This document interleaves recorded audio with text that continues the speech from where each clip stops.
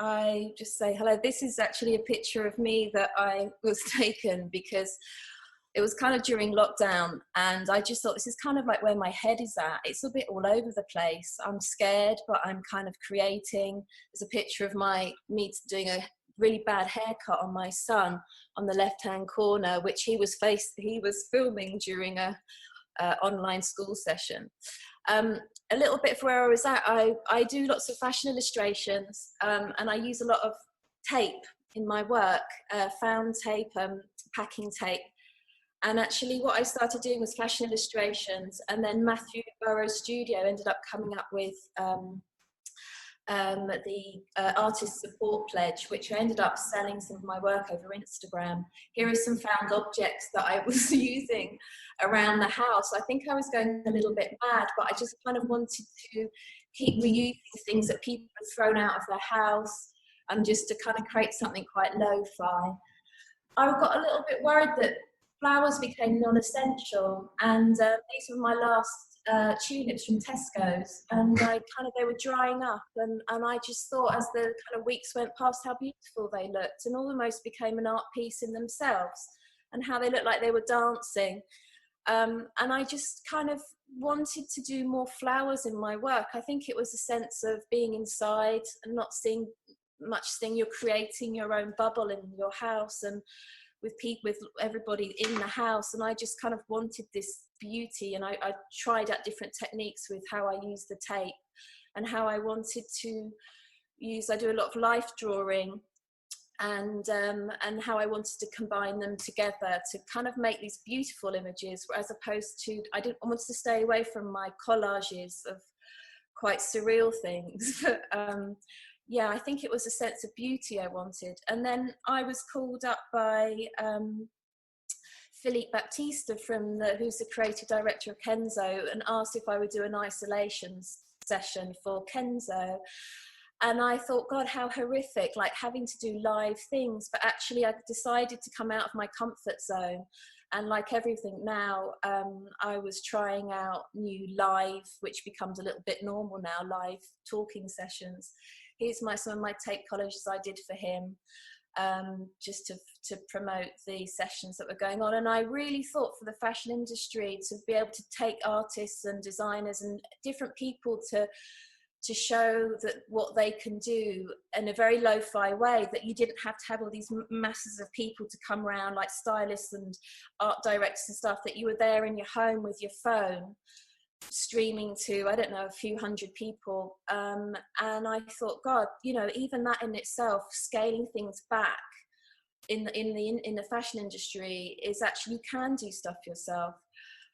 My life drawing became digital, and I love going to my life drawing classes every Tuesday, and there's how that made me feel about having to do things in front of a TV, like kind of we all are now, and even just like not having enough paper. I was a bit scared to go outside, to be honest with you, at the beginning, and I just was taping all my A4 photocopy paper together, and actually I thought there was something quite nice in it, and drawing over notes that I had made, and it's actually something that I wanted to do as a project anyway. But even the guy on the right, I was painting, and it was just over my mum's been in hospital, and it's just painting over the note that had been that was on her, about her hospital ward and stuff like that. I got a sense of panic that maybe the whole fashion industry was caving in on itself and had forgotten me. I kind of lost my sense of way a little bit, and so I started to update my CV, and I thought, my God, I've got to get my CV updated. What have I been doing with myself? And I actually painted my paintings on a CV, and I thought, well, maybe more people would want that anyway.